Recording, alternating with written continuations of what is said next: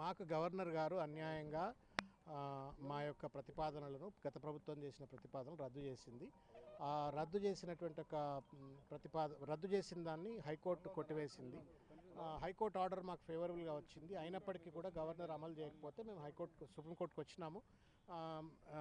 మాకు న్యాయం జరగాల, చట్ట ప్రకారం రాజ్యాంగ ప్రకారం మాకు న్యాయం జరగాలని చెప్పని మేము ఇక్కడికి రావడం జరిగింది.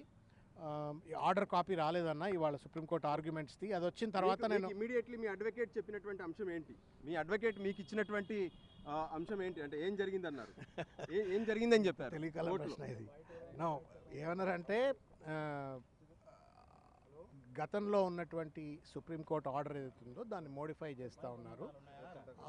14 ఆగస్ట్ 24 నాడు ఏదైతే సుప్రీంకోర్టు ఆర్డర్ ఇచ్చిందో ఆ ఆర్డర్ను మోడిఫై చేస్తూ ఉన్నాము. తదనంతరం జరిగినటువంటి యొక్క పర్యవసాన కార్యక్రమాలన్నీ కూడా రద్దయినట్లుగా అన్నట్టుగా మాట్లాడారు. కాబట్టి అన్కాన్స్టిట్యూషనల్ యాక్టివిటీస్ నన్ను ఇప్పుడు నేను ఆర్డర్ వచ్చినాక మొత్తం ఎక్స్ప్లెయిన్ చేస్తాను. కరెక్టే, మేము పొలిటికల్ అఫిలియేషన్స్ మాకుంటే కోదండరామ్ గారికి కూడా పొలిటికల్ అఫిలియేషన్స్ ఉన్నాయి కదా, అమీర్ అలీ గారికి కూడా పొలిటికల్ అఫిలియేషన్స్ ఉన్నాయి కదా.